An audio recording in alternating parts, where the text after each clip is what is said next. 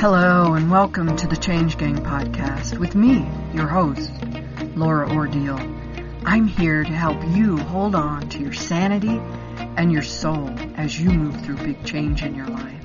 I'm here to guide you, inform you, and hopefully help you to triumph over trauma and the long list of symptoms that come along with it. This podcast series is to bring knowledge, share stories, and open up conversation around hope for those of you that suffer with the difficulties that present themselves in your life from diagnosed or undiagnosed trauma.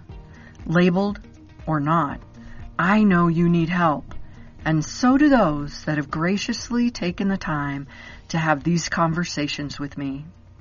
So let's get to it. All right, welcome to the Week Change Gang. I have the amazing Valerie Crozier-Nicholl with me today, and she is an emotional well-being coach and has been through a fair amount of things in her own life. And so I thought it would be great to have a conversation with her. And so thanks for being here. First of all, Valerie, I appreciate you having the conversation with me. Thank you very much for having me. I look forward to it. You work with people who you understand because you've been through a lot of things yourself. So do you want to share a little bit about whatever you want to share about what you've been through? Absolutely. So I started this work. Actually, I retrained during COVID, but I left to do this work, but I left my job in 2018 due to extreme stress. That unfortunately I had let it build and build until I just couldn't function anymore. I had a breakdown, which I now call my breakthrough. And when I I looked at lots and lots of different modalities to help get me better, just for me to do. And some of them I loved, and I loved so much and thought they're so simple that people should know this. And I think it's the thing of, we think our problems are so big. The night is so dark.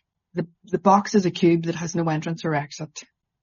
And nobody's coming to save us, that we think there's no way that breathing or tapping or getting a good night's sleep or exercise is going to help me. That seems too simple. But actually it really did. And it was sometimes the most simplest of things: breathing, grounding, going out for a walk in nature. I kind of thought, everybody needs to know this stuff. Everybody should know when you're having a bad day, if you did just some of these things, it would make it. And if you check in with yourself. So that was one of the things I learned that I love, is scanning your body often during the day, not waiting till something is going wrong, but scanning your body often during the day, because sometimes the thing goes wrong because actually it's a lot of little things have built up and built up and built up until you explode or you crash and burn. Whereas if you'd have dealt with the first negative emotion when it happened through breathing, tapping, journaling, whatever is your go-to modality, you could have circumvented that much earlier, and you might not have got to the point where you could completely burnt out or broke down or exploded and usually it's when you get home, when you're in that safe place with the people that you love the most, and it's unreasonable. You explode and somebody says, can I have a piece of toast or something totally inane, and you just explode. And then you feel completely weak that you think, I only asked for a piece of toast, what happened? Whereas because you hadn't been scanning your body and dealing with whatever negative, that phone call, that irate customer, this bit of pressure about a deadline, because you hadn't dealt with that at the time, by the time you get home, it's that Coke bottle analogy, you shook it and shook it and shook it, and then when you get into your safe space and you lifted the lid, the first thing just set you off. So I kind of thought, people need to know this. So so I was self-employed, and obviously we got locked home. I wasn't able to work anymore because I worked with community groups and schools, and they were all closed. So I took that time to retrain and to learn how to do these modalities and teach them to other people. Excuse me, stumbling over my own teeth.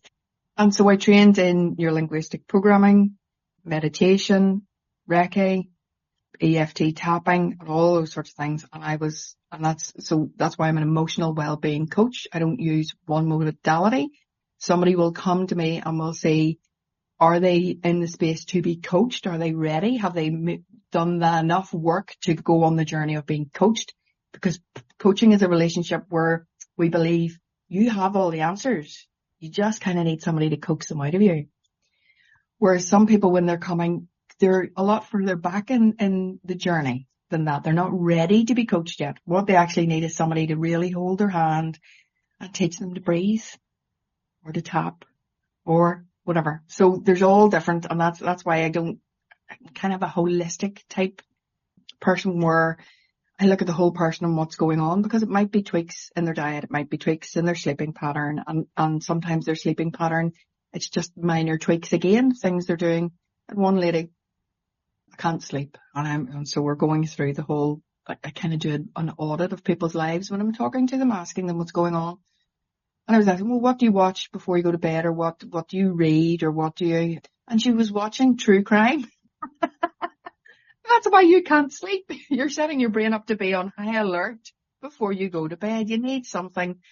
And I know people probably laugh at me, but I watch things like Father Brown or Murdoch Mysteries, which are both very soft, very gentle detective type things set, and one's in Toronto and one's in the English countryside. We wouldn't visit either place because somebody dies every single week, but they're very gentle detective stories. They're not anything that's going to overstimulate me before I go to bed.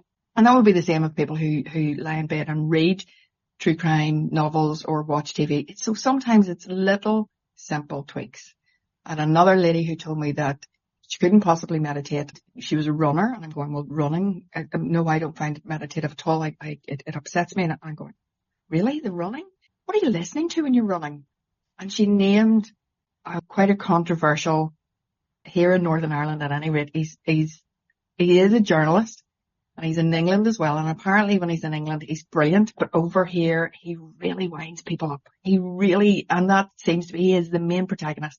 He wants to draw that kind of fight and argument out of people. And that's what she was listening to as she was running. And I was like, no, let's change that up for some lovely meditative that can set your pace. And she came back a couple and she was like, that has made such a difference just listening to something differently. So sometimes we think our problems are so big that it needs to be a big change. And it really doesn't. So how I led into this work, into the hypnotherapy then, and how I got into that was I have unwanted cells, and they are recurring unwanted cell, granulosa cell tumor. It's only about 2% of the population get this type of cancer. And one of my lovely, lovely friends who's a hypnotherapist, but she's also a homeopath, Leslie Ford, had said, why don't you try homeopathy and we'll have a wee look, and so on and so forth.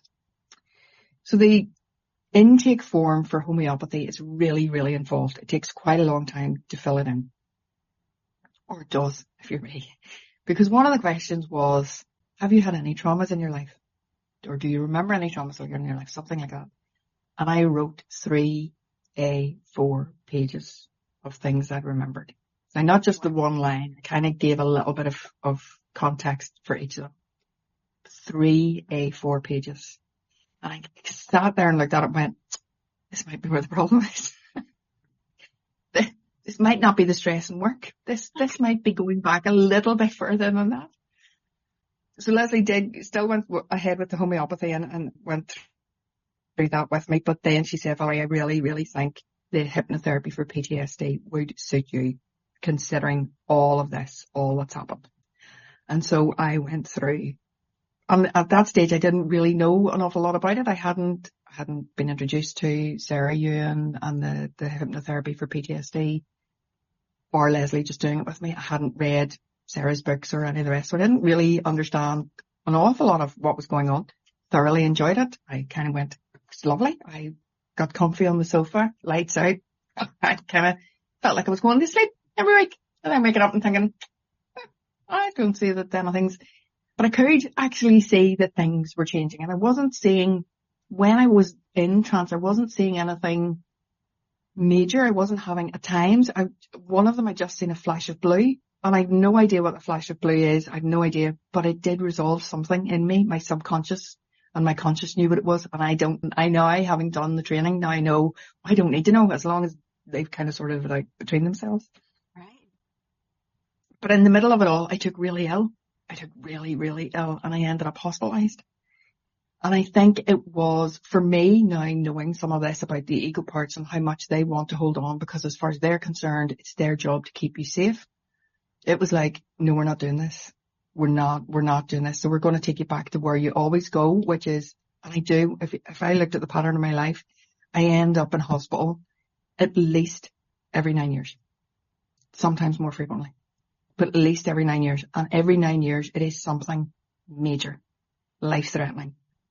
So there's a pattern there. There's something there. And my ego parts just went, no, we are not. No, we're not leaving. We're here to stay. So we had to obviously cancel because I was in hospital and couldn't do. So it was a couple of weeks after I came out of hospital, then we picked up and we started again. And I did have to go through the whole 28 days. I can honestly say, Laura, I never made it through the full 28 days. I took sick every time. 2 or 3 days in, 2 or 3 weeks in, I never made it to the full 28 days. But with this, kind of these wee clumps of going through the 28-day recording, supposedly the 28-day recording, but going through the little clumps of that, eventually it all broke down and it all started to leave, and I started to get, and the thing was, when I'd finished with Leslie, I was doing really, really, really, really well. And then it just all fell away again, and that's when I started the recording. And the main thing for me was, why I went after it was, I would have said I have a terribly, terribly sweet tooth, and I eat sugar like nobody's business. But it's not even that I want, it's I need. I have a drive for sugar. I don't have that anymore. And Leslie completely broke that. But then, of course, that was kind of end of November, and then we went into Christmas. Ooh. And I started eating. Exactly. I had a couple of wee treats over Christmas, and that kind of, so that's when I went back and thought, right, I need to do the 28-day recording. But as I say, every time I tried to do the 28-day recording, I took sick again. Something knocked me off. I kept getting ill. And then somebody in one of the groups had put in a book by Stephen Parkhill called Answer Cancer. That sent me the book. And when I read it, and I read it when I was on holiday in Turkey, and it was like, ding, ding, ding. We have a winner. There's the answer. And I then went back to the recordings because I thought, well, now that I have this information, and I think that's what the hypnotherapy does, is it starts to open your conscious mind to keep looking for the answer in other places. Yep. If you're not getting to. When I got, and it was only about halfway through the book that the answers struck me like lightning. It was incredible. And it was like, wow, there it is. At that point, I went back to the recordings, to the 28 days, the age regression recording. And in it, I realized what I thought, all these stories, in my head, I was thinking it has to be some of this stuff, the trauma that I'd written down and sent to Leslie and I'd gone through. And actually it wasn't, it was in utero. It was when my mother was pregnant with me. And therefore I had no awareness of it, no conscious physical awareness of it. And I couldn't have had, and it was only when I read that book, even though I'd heard people saying stuff like that, but it was only when I'd read the book after I'd done the PTSD training for myself that I read that book, that it all made so much sense. That my mother was pregnant with me in 1969 in East Belfast. And we owned a little corner shop. My parents owned a little corner shop. And the paramilitaries would ask for tea money, which they actual money. They wanted money to raise their funds. And my father would give them milk and tea bags. And the family came under threat then from the paramilitaries. And so my mother was extremely, exactly. My mother was extremely, extremely stressed. And there was a threat to life there. And that's where, for me, having read the book and then gone back to the hypnotherapy recordings, that's where it had all come from. And that's where this little ego part in me was, no, we have to keep you safe. And we have to remind you every so often about you nearly die. you nearly die so that you know you're alive, so you know we're keeping you safe. And that was a huge eye-opener for me. A huge eye-opener for me. I bet. And so that's, and it is a lot. And that's why I adore it, because you have to persevere. You have to, as Sarah would say, you have to want to resolve this. You have to want to work through. You have to be open to finding the answers elsewhere, not just in the hypnotherapy, but that the hypnotherapy will open that awareness, that conscious, that subconscious desire to find the solution, to find the answer, and to keep going after it until you get it resolved. Yeah, what a determination you had, because saying, and the 28-day recording that you've mentioned a few times, that's the one that's going to the root cause, finding the root cause, correct? The age regression one, yeah. So it goes in and it goes to whatever is at that very base. And you do that sometimes after you've had the session, sometimes before you've had the sessions, depending on who you're working with, what you're doing, what your situation is. I find it so wonderful that you kept going back to it. You stuck with it, because I've had people who have not come back yet because they did get uncomfortable. And, I say yet because I'm hoping that they will eat it up, but something clicked, or they had that moment of it being very uncomfortable physically or mentally or something. And to say, yes, what we're doing is doing that, but it's going to pass. So if you keep at it, it's almost like, this is almost a really horrible metaphor, but it's kind of like chucking up the stuff that it's an uncomfortable process sometimes, but it needs to be removed. It needs to be gotten rid of for you to feel better. And there is that short little kind of painful period, sometimes longer. Sometimes it does take a little bit longer, but that you kept going back and going, no, I know. And as soon as I feel better, I'm going to start again, and we're going to ease it and wiggle that little root up and out. And it got painful. So you let it rest a little bit, but you went back to it every time. Bravo to you. Thank you. Thank you. But I think the thing for me is that because Leslie had resolved it before Christmas, by the end of November, when we must have started in October, and I ended up in hospital at the end of October, and we started again in November. So I know I stopped eating chocolate and sugar on the 11th of November. Quite why that date, I don't know, but it was. And I didn't have anything again till Christmas. So I knew that I could resolve this, that this was something that wasn't just that I had a sweet tooth. There was something driving it, and I needed to, and if Leslie was able to resolve it once, whatever the deeper seat was, then I could get to it. And I think because I had that glimmer of hope of, well, if we've got this far, then it's just, and I think training in the whole modality helped, and learning the whys behind it, all about the ego parts and all about it will keep burying itself if you don't. You have to be determined to go after it. I think that really helped. And having trained in all the other modalities as well, giving me the knowledge that we do have this health crisis, if you like. I can't think, healing crisis. Whenever we get to that point, then we do become ill, just because that's our body being cathartic and getting rid of all this stuff. And when we start to get rid of it, it does make us feel worse first. So having that knowledge really, really helped. But also knowing that, well, if I don't resolve this, the end is going to be a lot quicker than I want it to be. Yeah. So if I want to hang around to see my grandchildren growing up, see what my daughter does next, then I have to resolve this. There are no other choices. It is a case of, I do this. It is a case of do or die. I have to keep going after it to get to the point where I would resolve it enough that my health can then benefit from it in the longer term. Well, and I think one of the things is that type of work that you're doing, that I'm doing, that you have experienced yourself even.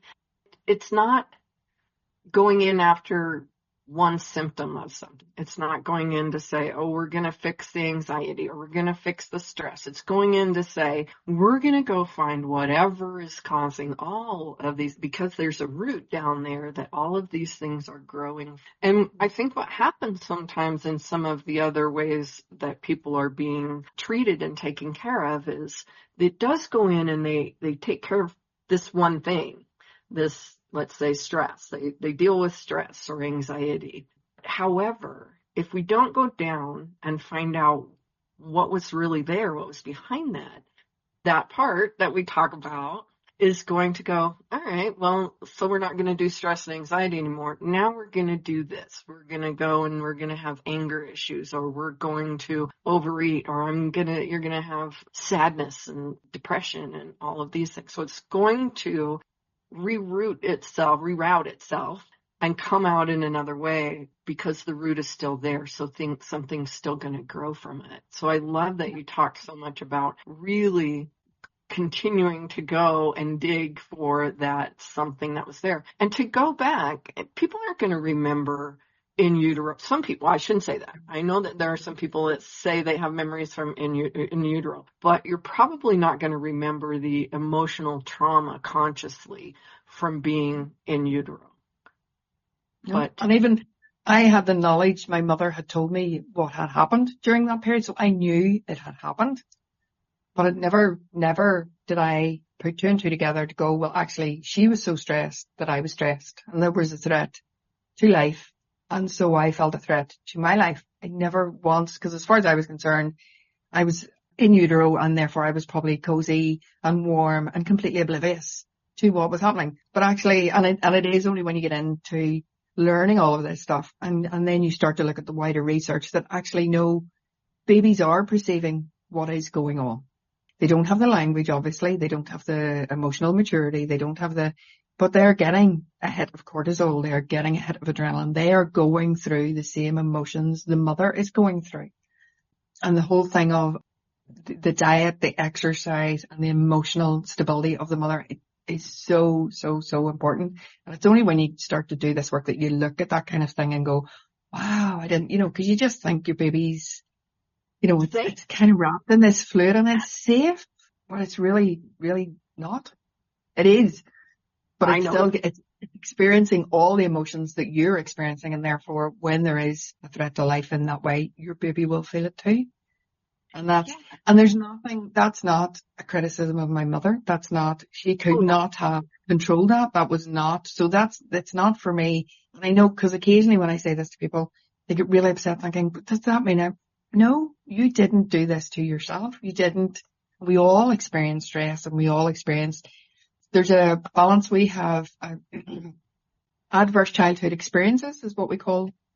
But what people forget about then is the beneficial childhood experiences. And there's a balance there. So if you have a lot of adverse childhood experiences, but if you also have a lot of beneficial childhood experiences, then it's balanced. So just because, I don't know any woman that goes through a pregnancy not stressed at something. Right. Because it's just life. Life is, it can be. Maybe there are some people that glow through the whole thing, but for most of us, mere mortal humans, there are the stresses of paying bills or studying or your car breaking down or having to go to work on that customer or that deadline or whatever. Those are just natural parts of life. And so you will get stressed. You can't, but it's that as long as you're building in those beneficial childhood experiences as well, and hopefully there's more of those than the adverse one, then it's when it's tipped the other way that the problems are exacerbated. And I think when you talk about the little ones that are experiencing what the mom is experiencing and that we have to remember that one thing you said in there I think is super important, because they're not emotionally mature. They don't understand or know. They just know at that very base lizard brain the emotion that's coming through. So if mom has that instant adrenaline or that fear or that they understand, they feel that as something that's there. And if it's a big enough thing, or if it's a big enough emotion that is a trauma in the mother's life, it's going to leave a little check mark a little mark of that trauma on that baby. The normal stuff that we go through, they experience it, they might feel it. It's not likely going to leave a mark. No. But No.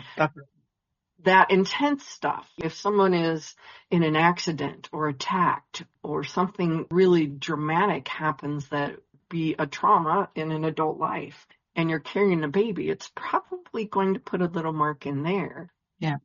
And that doesn't mean that you're marking your child to have difficulties all along the way. That means that that's something that can be dealt with from the time the baby's born by some of those wonderful ways of kind of bringing things back. But with the understanding that they have that, you might start to help them feel safe, knowing that they're knowing this information, but not knowing it. You don't know. We don't know that we need to give a little extra to our child to kind of reset them when they came into the world a little bit. We didn't know that.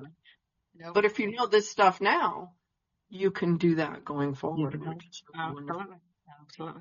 And I think that's one of the things, even as an adult, you can go back and help your child, even if you recognize later in life that you learn, well, actually, that was probably, how do you do? In this kind of world where we are, Laura, where we're working this stuff, I don't know about you, but there's times where I just go to my daughter and I go, I'm so sorry. If I'd have known, I wouldn't have done that. But I didn't. I thought I was doing the right thing by doing that. And it was at times with the best of intentions but actually it was the worst thing I could have done. But if you don't know, you don't know. And the thing for my parents was, I was then born in East Belfast in 1969, which was the start of the Troubles. So if that had been the only experience when I was in utero, then it probably wouldn't have become an issue. But because then I grew up in Belfast with bomb scares, and I think I was 10 or 11 when I was shot at. It sounds very exotic. It seems like I was somebody, but no. They were on the back of a lorry and they were just shooting indiscriminately. And I heard them coming and heard the sirens wailing of the police and stuff that were chasing them. And I grabbed my friend and we fell and, I pushed her down. And it was only when we got up we realised that the bullet went into the tree. We were playing hide and seek in primary school. The bullet had gone into the tree where she had been standing. Oh my gosh. If it had only been the stuff in utero, then I'd probably be fine-ish. But when you've that constantly and you're getting on buses and the army are searching the buses for bombs on the bus that you're sitting on, or every shop you go into then in Belfast, you had your bag searched. So even if it was your school bag, even if you were a child, if you were a toddler in a pram, they searched your whole pram. That's not normal, but it was normal for us. It was what we went through. So when you have that stacking on top of itself, you were meant to die. We told you were meant to die. Could you die? And then you've got this other bit going, no, she wasn't meant to die. She was meant to be here, and then you have this internal struggle and this spite and this ongoing battle. And that's why I love this modality, because I would never have got there with talking therapies, because it's not a memory. No. It's not a memory that I could say to somebody, Mummy told me this story. But to me, that didn't mean it didn't happen to me. It happened to Mummy. Yeah. And it wasn't until I read Stephen Parkill's book and doing all the research and stuff that I've been doing that I suddenly went, oh, wow, that's where all this comes from. Do you know? But I think that's the other one of the other reasons I love it. It's that you don't feel like you're doing anything. You do feel like you're just going to have a wee sleep and somebody's talking to you. It's lovely. But the stuff that gets resolved is huge if you allow it to happen. It is. And it makes a difference from that moment. And so all that brought you into doing that yourself, to working with people. And you decided at that point, I'm going to do this because you saw what it did for you. So you do that work with people now, right? I do, yes. And I have a variety of people that come to me with I've had veterans. My father and other various family members were in the armed forces, so I can relate to, I wasn't, but I can relate to them my first husband was as well. So I can relate to them on some level. I will never have experienced what they have experienced, but I kind of know a little bit about the routine, etc., and of being in the military. Mostly women, though. I have mostly women coming forward to be treated, which I'm going to understand them better. I just am. And a lot of it is people who've got to the end of their tether, as you know, a relationship has gone wrong, or they just don't feel like themselves anymore. They want to get back to feeling a bit more like themselves, but they can't quite put their finger on where the problem is. And I think that's one of the beautiful things about the hypnotherapy, the talking to the clients beforehand as well and afterwards is very important, as well as the actual hypnotherapy itself, because it gives you a chance to reassure them that actually it's okay to not know who you are. And in some ways, actually, that's a really beautiful, it feels a bit scary, but it's beautiful because it means, I kind of say, you can treat it like coats, and you can put on the coat and see if it suits you, and if it doesn't, you can take it off again and try a different coat.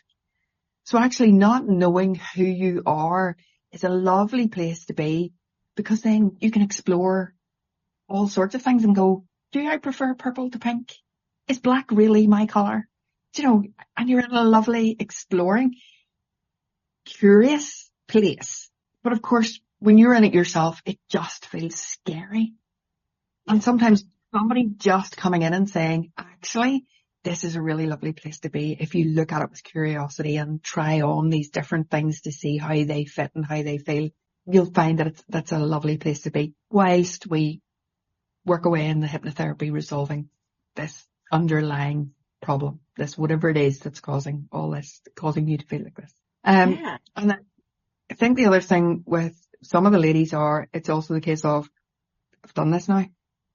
I've done it so many times. At what point am I going to learn a lesson?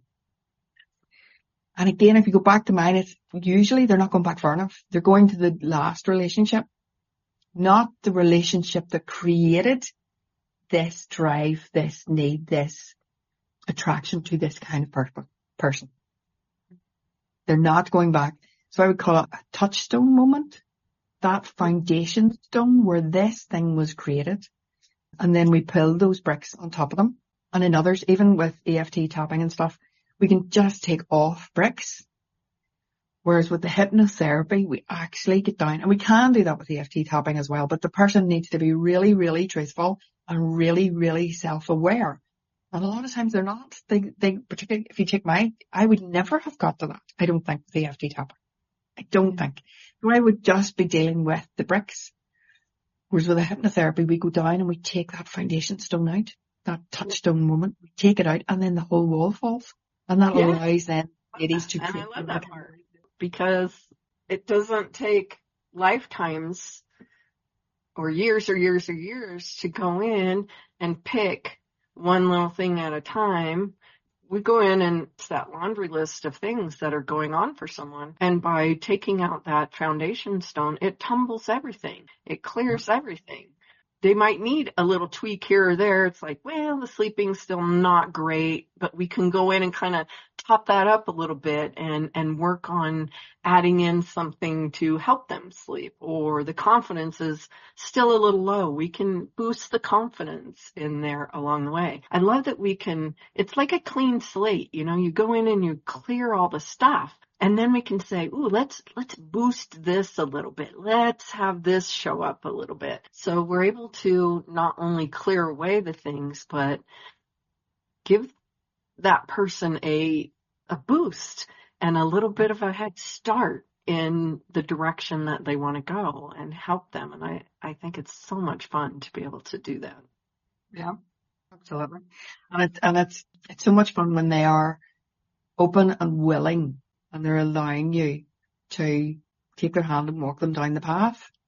You're not having to persuade them. If they've come to us, they've usually tried lots of other things before that haven't quite got them all the way there or haven't worked at all. Right. And they're like, kind of, this is my last shot. So yeah, I'm all in.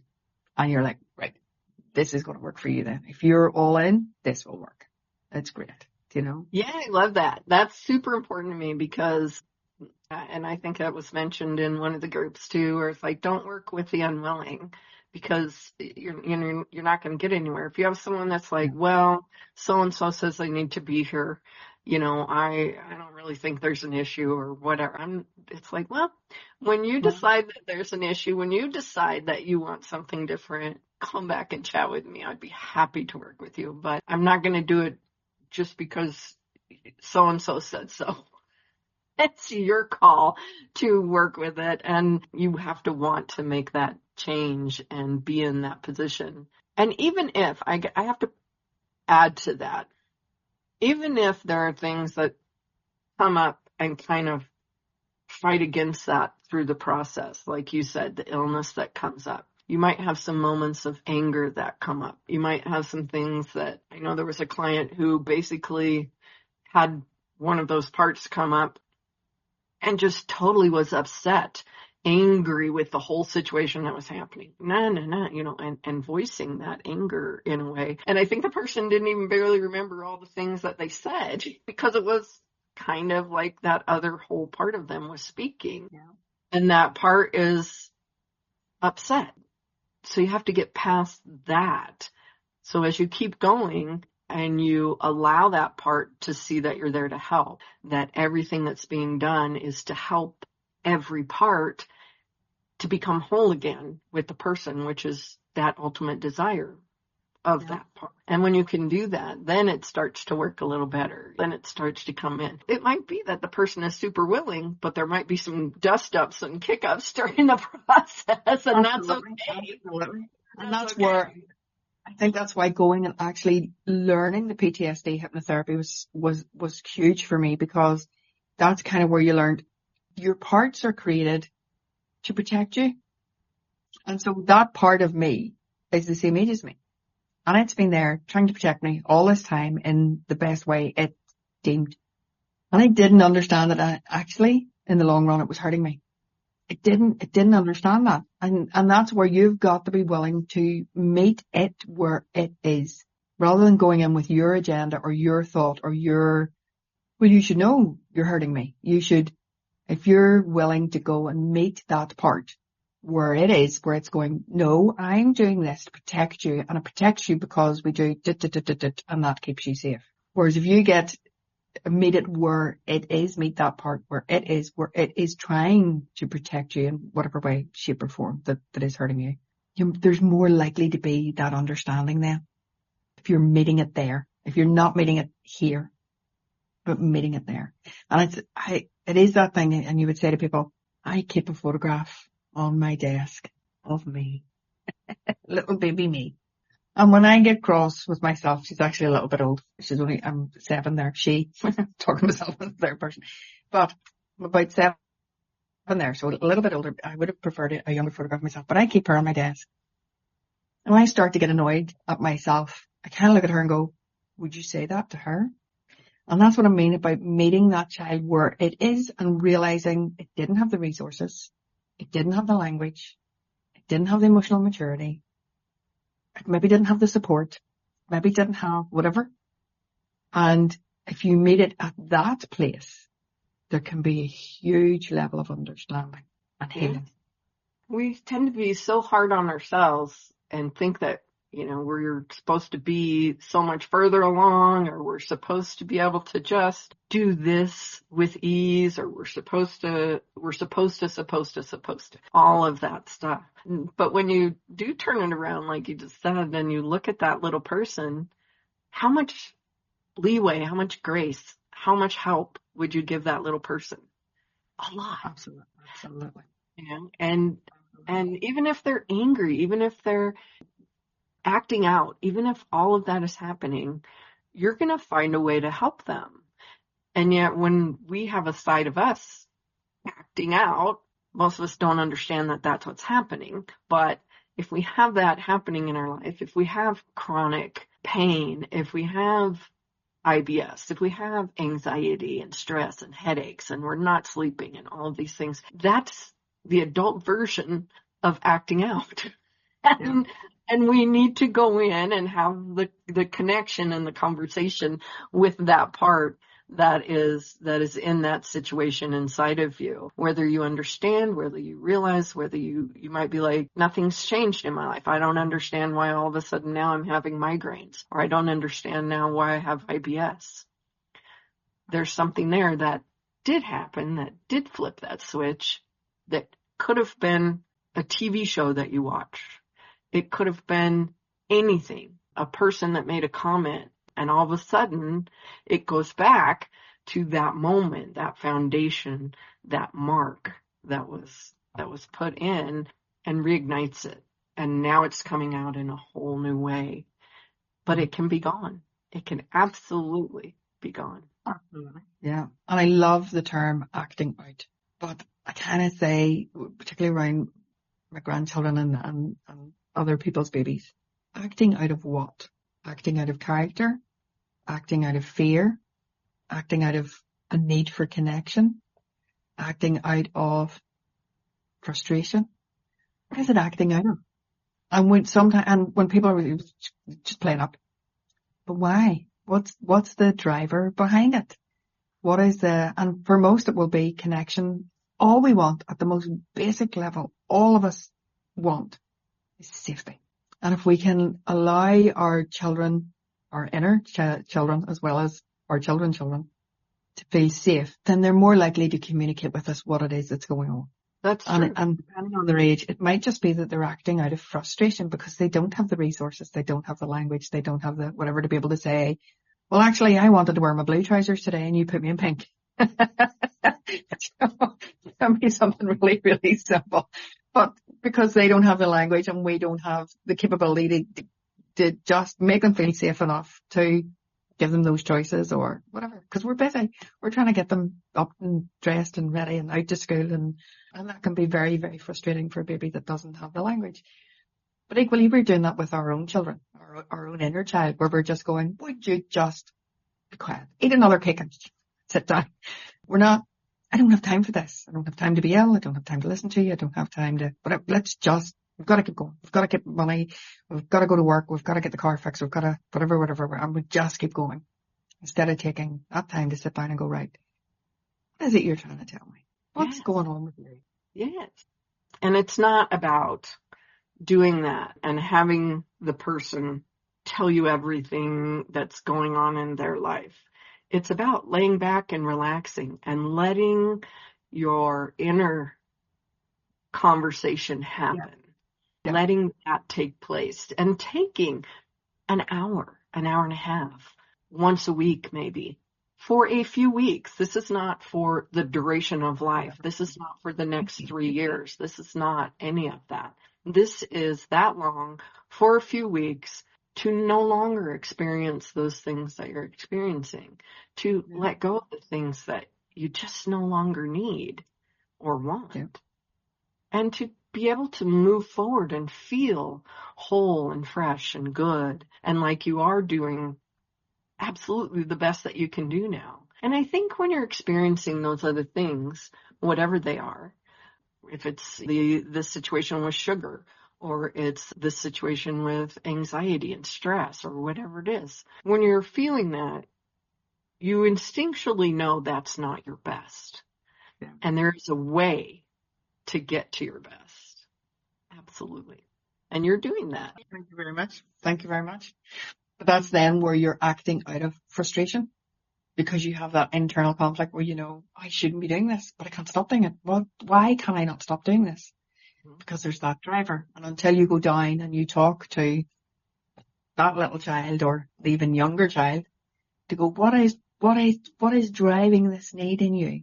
And how can I fulfill this need in you without the sugar or the anxiety or the stress or the anger or whatever? Right. And like you said, the doors start to open, the awareness starts to come, the path.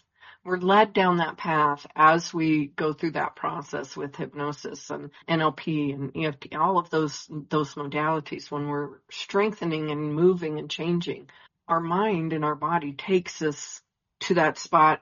Maybe during that first session, it's like, okay, here we are. takes us down the path as far as we can go in the moment. And then maybe the next session will take us as far as we need to go to the place. It might be the third session. It might be the fifth session. Normally within 6 sessions or so, we have reached that place that has brought us to what we need to clear out of our path. But our mind is going to take us in the way that it needs to. And we don't direct that. We just take you down and let you have the conversation with yourself. Your mind knows everything. It's stored absolutely everything from the time you were conceived. It knows it's this spot right here. That's the one where everything started. We might think it's over here, over here, over here, but your mind knows. And so if you let it take you there, it's like magic. It is. And that's the thing, when people come back after their sessions with me and they'll be going, and this happened and that happened, and some of them, it's not that they've seen anything in the sessions, but it's the stuff after, for the week after. They were going, I'm sleeping better, or I was able to have this conversation without getting upset. I seen that person in the shopping centre and I didn't react. And I'm going, it's like magic, isn't it? And they're like, yeah. They're like, it's fabulous. Because it is, for me, back to that, we think it's such a big problem that we need a big, big solution. And lying on our beds with somebody talking to us doesn't feel like a big solution. And yet it is. It is a brilliant solution. Yeah, and there's many people out there that are proof of that. You're one of them. You're absolutely one of them. And I'm still getting ready, because I know that there's still a little something in there. So I'm getting ready to do these sessions myself. I've kind of done them on and off with other people just to experience them, but I'm ready now to do it for myself and go in and clear whatever is there for me. I'm interested to see what's going to happen over the next few weeks for myself. Brilliant. Very good. Very good. You'll love it. You'll love it. I know. Well, there's already been stuff that's happened, and I wouldn't be doing what I'm doing now if I didn't truly believe in it. And sometimes it takes more than one round, and that's okay to do that. That's absolutely okay. That's why I don't have somebody will say, well, it didn't work for you first time? And it absolutely did, but there's obviously something that was even deeper that it takes a little more time to go down and get, and now is the time for that. It's like getting the ground softened to be able to pull up the whole root. We pulled up some stuff, but there's just that little pit that's down there. And I think it's that thing of your brain, your mind, your conscious mind, whichever, your subconscious mind probably, will only allow you to go down as far as you're ready to go down. So even any process, but this process, because I think it works so well, will not take you further than you're ready to go. So you can only heal as far as, and that's, you know yourself, Laura, one of the first questions is, most people have seen the hypnotists on TV and they're like, will you control me? And you're like, no, I have no control over you. I have no, absolutely not. You are in control the whole time. But there's this idea that because we're in control, we're going to go in and we're going to make you face the thing that is no, if you're not ready, your subconscious mind won't let you. It will only take you as far as it feels you're ready to go. And that's where, as Sarah Ewan would say, you have to be prepared to go after it. You have to be to the point where you're saying to it, no, I know you think I'm not ready, but I'm absolutely determined this time. We're going to keep going after this until I get it. And we're going to keep doing it. So there does need to be that determination there. And not getting to the point where you get to the end of 6 weeks and thinking, well, that didn't work. It did. It worked on some levels. It has worked on some, and we'll just keep going until we get to that nugget, to the point where whatever casing is around it cracks and we can get in. Yeah, and that's just it. It is. And maybe all of that first journey that you took was to get you right to that place. And now it is time to go ahead and crack it. And I think that's where I'm at, where I went to that. I went as deep as I could, but it wasn't quite ready. And now I'm ready. And I know that. Yeah. And sometimes you just know that. It's like, okay, now's the time. So I'm going in to crack that last little part, and clear it for myself. I'm going to have to go check out that book that you spoke about too, the cancer. Thankfully, I don't have cancer. I'm not dealing with cancer, but I do deal with people who have cancer. I think it would be a great thing. Fascinating read. Even just for the information, just for the interest, if you don't have cancer, if you're into hypnotherapy and you understand on some level the subconscious mind and stuff, it's a fascinating read. Yes, that's why I want to go do that. So thanks for recommending that. Thank you so much for being here with me, Valerie. Thank you so much for sharing your story, because I think that people out there will understand better some of the things that they might not have before, that it can go further back, and that even with the conscious memory of some of the traumas that are there, absolutely those are markers in your life, but there's probably something even deeper that is that foundation stone that needs to be cracked and removed and dealt with. So thank you. Thank you very much for having me. I really enjoyed myself. Yay! I always hope for that. So, all right. Thank all you. right. Do you want to share with people real quick how they can get in touch with you? I'll put that in the show notes, of course, as well, but I'd love for you to tell them how they can come find you. Absolutely. So mine is Kaleidoscope, and there's a whole story behind that as well. Because for me, Kaleidoscope is two things. It's a collection of butterflies, and I think there's nothing wrong with a caterpillar. But for some reason, it takes a wee urge to go into a chrysalis and completely break down and rebuild itself up into a beautiful butterfly. So a kaleidoscope is a collection of butterflies. But it's also all the broken pieces. And you put them together and they make something really, really beautiful in a child's kaleidoscope. I'm at www.kaleidoscopevcn.co.uk. All right. So they can go find you there, and I'm pretty sure you're on social. There is a Kaleidoscope business page, and I try to post to it, but I don't post to it as often as I should. I'm more active on my own personal, which would be Valerie.Nicholl.5. All right. Well, I'll put both of those in there so that they can come find you with just a little click of a button. There we go. Brilliant. All right. Thank you very much. Yes. All right. Off we go into the week, Change Gang. I hope that you have a good one, and I hope that you meet me same time next week right here. Ciao. I hope today's episode was interesting and helpful to you in some way. If so, find someone to share it with. Maybe it will help them too. If you'd like to know more about anything discussed here today, you can find all the places to connect with me and the guest speakers in the show notes. Or go to lauraordile.com, LauraOrdile.com, and you can reach out to me there. Until next time, ask when you need help, be kind to yourself, and have a happy day.